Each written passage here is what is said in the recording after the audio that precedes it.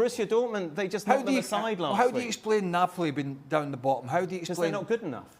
Well, they are. They just, in this competition, they've not been good enough. You mentioned Conte's recent results in European football with different clubs. There is no way Tottenham are the fourth best team in this competition. So this table is a bit of an anomaly to me at this moment in time. And I think what we'll see is everything coming out in the wash. As soon as we get to this knockout stage, however teams have made it to where they are, I think it's all going to come out in the wash when it gets to the two-headed games. I understand that, but when you say come out in the wash, you mean Barcelona, Real Madrid, PSG, Bayern Munich. The problem is the rest, the also-rans, can't compete anymore, can they?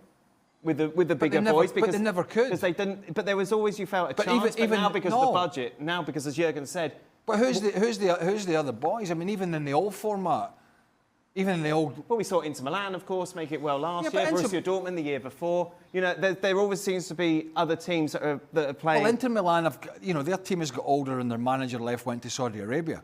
You know, Lautaro Martinez was very vocal about that in the summer. You know, he was vocal about Çalhanoğlu wanting to leave and go somewhere else, and players. So I think but if I give a team $1 billion budget, I think the Inter scenario is the Inter squad was a big squad, but it's, as Jurgen said, it's kind of at the end of its tether. It's needing a rotation now of younger players. I get what you're saying. There isn't the money in Italy. There isn't the money in Germany. There isn't the money in France. That and even in Spain to a certain extent, out with the big two, that there is in England. But I think at the end of the day, it's only my opinion. It doesn't matter how much money there is in England. When it comes to the crunch, I think Liverpool will get knocked out. I think Tottenham will get knocked out. And I think Manchester City will get knocked out. I think the only team in England, for all the money they've got, that are going to be standing up with a puncher's chance is Arsenal. Now, I might be wrong, but if for Liverpool and Man City to even have a chance of damaging the best teams in this competition, their seasons are going to have to go full circle. And we haven't, particularly Liverpool, we haven't seen that. Arsenal, I think, for all the Premier League's money, unless I'm missing something with Liverpool and Man City defensively.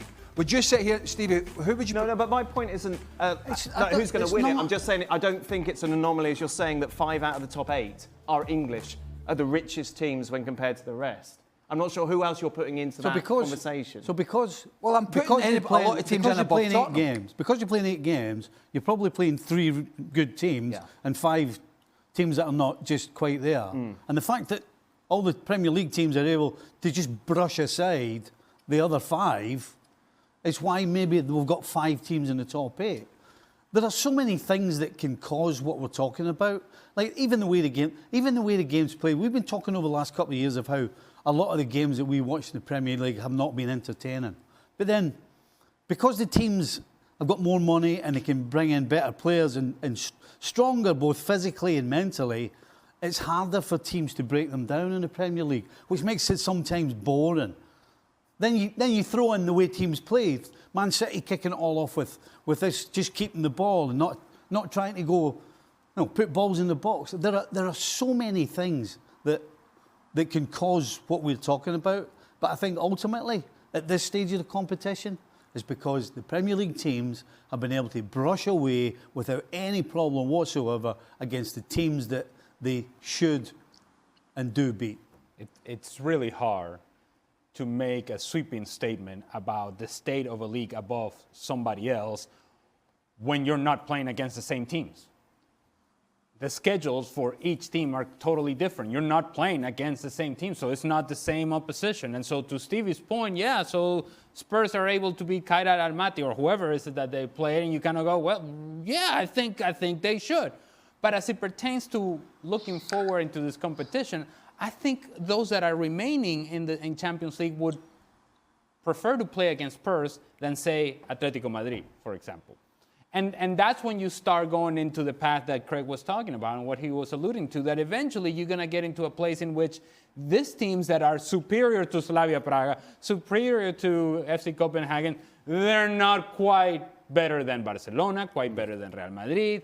And even I would say that a team like Borussia Dortmund could be a dangerous team to play in Champions League, even for a Premier League team. So making sweeping statements, it's always It's what he does. It's a I don't know slippery. what sweeping statement did I make?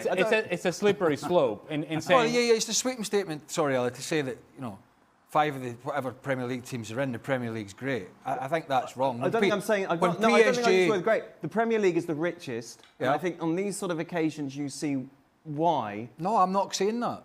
You're not. No, because this isn't an. I don't think this is the anomaly. Well, you Man think it City, is. Man City are not in the top 8, even though they're a very rich Premier League team. PSG are not in the top 8. Inter, who are not the best, are not in the top 8. City on the top 8. Huh? City's on the top 8. Are they? See how quietly he told So you. you got 5 teams there, and I just think this is a trend that's going to continue. I don't see what will break it. I don't know why we'll be sat here next year. Well, it's and there won't be cyclical. another. I remember. I don't know why there won't be another 5 Premier League teams here. I remember just before I moved here,